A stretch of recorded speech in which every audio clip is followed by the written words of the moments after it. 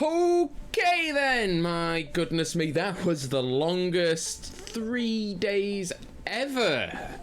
I stayed up late on release day to watch the first episode and did a very quick review after that. It has taken me until just now to watch the other 2 episodes in their entirety, and let me tell you, things are fantastic.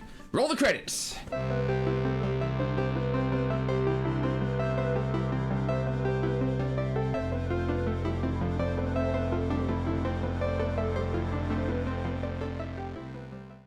Right, so this is another very quick, completely spoiler-free review or chat about episodes 2 and episodes 3 of season 2 of The Wheel of Time. I've just finished them.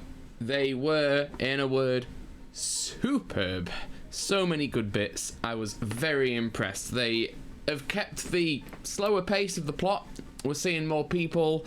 We got to see pretty much all of the content that we've been spoiled so far and all of the little trailers and clips, which is fantastic. And obviously there's more context to go around those, so they make more sense, they mean more, they are more exciting, and the trends from the first episode continue. So Matt's character development continues apace. We see some other characters come back, get a bit more screen time, spend a bit more time with Rand, which is fantastic.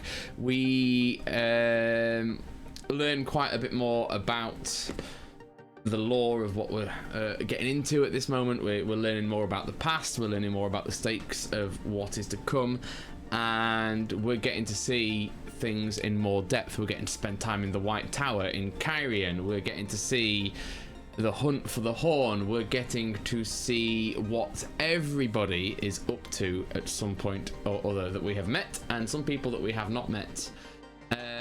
Takeaways from it so far, as I have mentioned, Donal Finn is doing a stand-up job of Matt.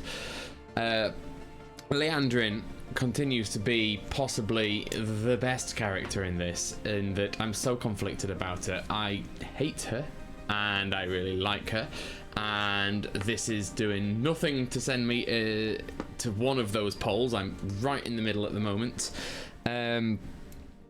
Some interesting questions about the passage of time in these episodes. I can't go into much detail because this is a spoiler-free review, but there are certain events that I don't quite know how they happen, given we've had a time jump and disparate parties are doing things, and yet somehow messages might pass back and forward, so I'm not quite sure what's going on there. What I will say is that these 2 episodes greatly expand the world compared to what we've had previously. We're seeing City of Kyrian, we have got time looking back at the 2 rivers, we have got stuff on the west coast, or near the west coast. We have got Tar Valon, more Tar Valon scenes, not just the tower. We have got an awful lot going on at the moment, and that is fantastic, because if anything, the first series was quite narrow in its focus. It was very much the journey from here to there, stopping at a couple of places on the way, but because you didn't have enough chance to see the wider world, it very much felt like you were on this path. Put it, if you will, let's use a computer game analogy. Final Fantasy VII, when you'd finally got out of the big city and you got a world map that you could explore however you like, all of a sudden the world became so much bigger than these steel streets you were on, and I think it's very similar to that. All of a sudden we've been shown the wider world, and we've been shown that our characters are all in different parts of it, and as a result we're getting to see much more.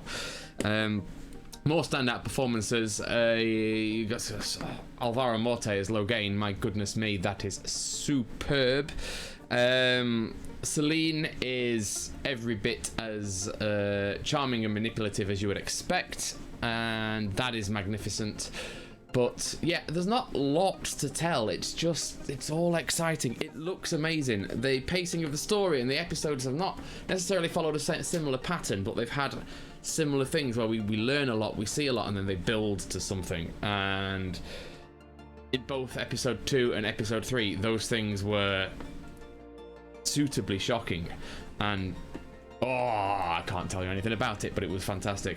So we have all of this going on, and we have it looking amazing. We have the writing on point. The acting is superb at the moment in this one. All in all, I couldn't be much happier. One thing I will say, although there are plenty of nods to the original book content, the best scenes so far have been the scenes that are not original, that have been added or have been changed slightly to make this work for television. And they are the best scenes because we have the context of the books. But because of that context and because of the nuance they've added to it, what we are getting is this increased meaning when they make a change. And because we as book readers will know why, and as the show viewers who haven't read the book would have been given enough information, these changes suddenly hit home with far more impact than perhaps they would if they had just gone straight with canon and done a standard conversion 1-to-1. The adaptation is a much better path for this now, and they're really making a good effort of it.